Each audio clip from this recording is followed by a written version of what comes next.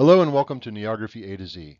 My name is Carl Buck, and on this channel, I take an analytical approach to reviewing the functionality of invented writing systems.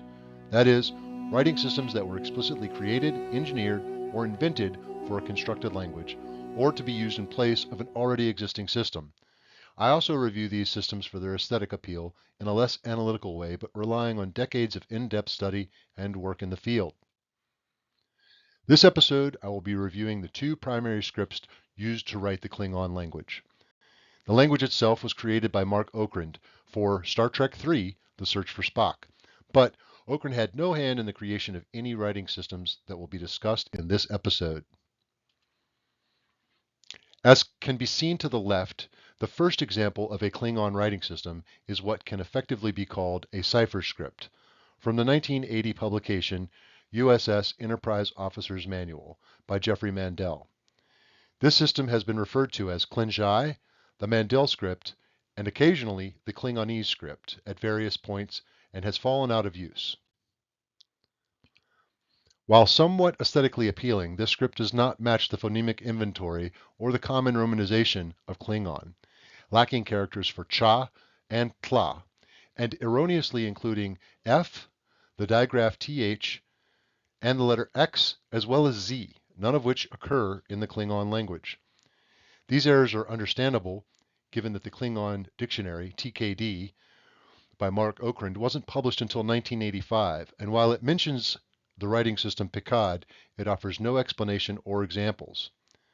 The Mandel script was perhaps inspired by and holds closer to hole markings seen here, designed by Matt Jeffries for use on a Klingon ship in the episode Elon of Troyes from the Star Trek original series that first aired on the 20th of December 1968.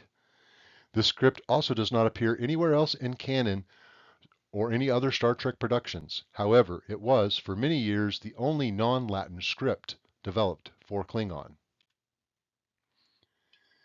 Seen above to the left is a collection of character sets from 1989 that were generally used for decorative purposes, as explained by Michael Okuda, who was a longtime scene decorator and artist for multiple Star Trek productions, including films and television series. These four sets are interesting in that they almost show the progression from the Klingon alphabet created by Jeffrey Mandel to what has become the accepted or adopted version of pIqaD. The pIqaD script creation is often attributed to Michael Okuda, but apparently the origin of the adopted system is correctly attributed to, quote, an anonymous source, end quote, who sent the script to the Klingon Language Institute, or KLI.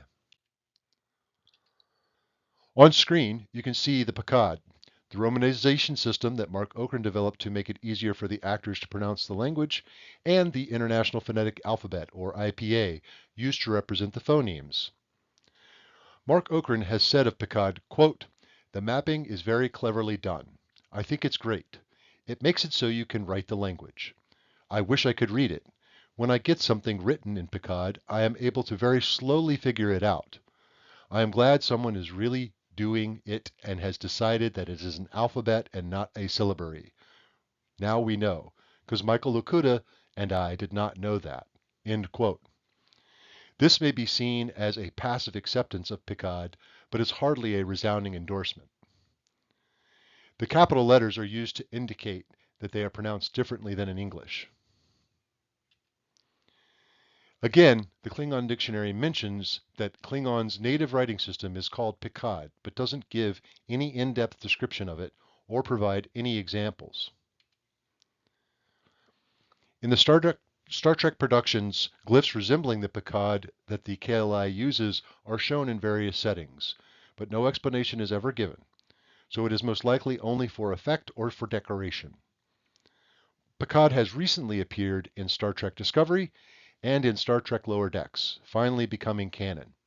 However, it seems again to be used as decoration, as there does not seem to be much actual Klingon being written with the system. Additionally, the trading card company Skybox created some weirdly encoded version of pIqaD that they used for many of their collectible items. The explanation of its use indicates that numerous homographs, that is, different words that are spelled using the same glyphs, occur throughout. It is only being mentioned here in an effort to show the variety of systems that have been employed but have never been made quote-unquote official until recently. Now on to functionality.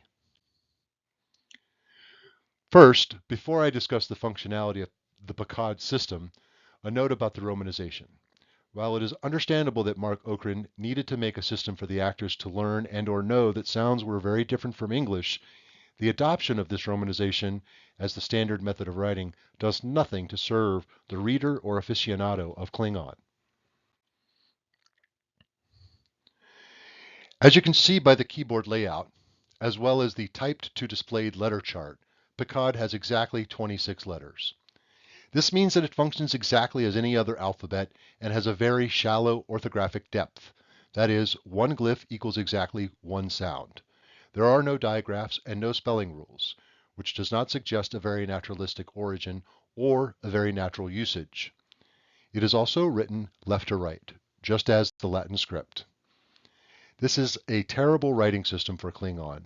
It is as a simplistic alphabet with one letter for each phoneme. Klingon syllables are almost exclusively CVC, that is, consonant, vowel, consonant, as demonstrated by the example words on screen. Given the phonology, this means there are just over 2,500 possible syllables, the most common exceptions being the verbal pronoun prefixes, seen on screen, and the endearment suffix oi, which is the only syllable to consist of a vowel-consonant formation. This means that an pIqaD-like or even logographic system would have been better suited to the language. This is why pIqaD, while being a functional alphabetic system, fails to function well for Klingon. However, it is important to keep in mind that a writing system does not have to exactly suit the language it is used for. Examples would be Arabic being used for Farsi, Turkish, or Swahili, and a number of other languages. This usually means that the system was not natively developed and unlikely that it would survive in its current form. Now, on to the aesthetics. The aesthetics of Klenjai and pIqaD are well done to imbue an alien appearance. As set decoration, they do the job required of them, to be sure. However, their overall coherence as a system of writing leaves much to be desired. If nothing else, the practicality of how to actually write the symbols and with what device or tool is a question we as the audience are left to answer.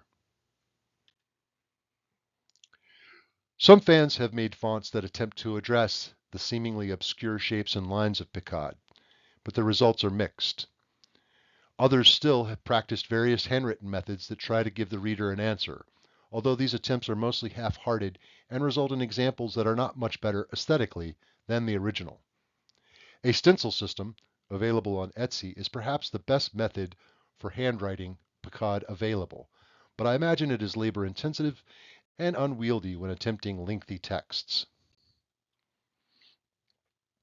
Fans of Klingon, though, find pIqaD perfectly fit for Klingon, and as can be seen here, have even sought out to permanently adhere it to their bodies. The left example says, Habida Sopkowi, which means someone who refuses to eat meat or animals, essentially vegetarian. The right example is the Klingon emblem with the word Kapla, meaning success. Some fans have even purchased jewelry with pIqaD engraved on it. Others still have gone so far as to develop a pIqaD version of Klingon Scrabble. These items are also available on Etsy. Despite the orthographic and aesthetic issues with pIqaD, one must respect that its fans have remained true to it over the years.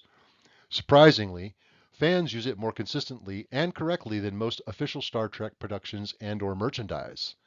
From its unusual beginnings to its modern inclusion in the source material, Klingon writing has a unique story, even if it doesn't quite fit the language.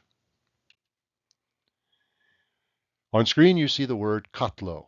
This is Klingon for thank you. I appreciate you watching. Overall, I give the pIqaD script a rating of 3 for functionality out of 5 and 3 for aesthetics out of 5. These scripts, having originated as set decoration, were not created with linguistic functionality in mind, but pure aesthetic application. They do serve their purpose, to be sure, but fail to fully capture the alien nature of the Klingon language. Also, even though they have been used in recent Star Trek productions, no official materials have ever been published definitively making either Klenjai or pIqaD the official Klingon script. Those are my thoughts on Klingon scripts. I'm interested in hearing yours. Please feel free to like, share, and subscribe. I very much appreciate your time, and thank you for watching. Next time, we will be discussing the script Satellan, which is used for Tokipona. So be sure to click the bell button to be notified when the next episode is posted. All the relevant links used in the making of this video are in the description. All information is the property of its creators and is openly available online. See you next time.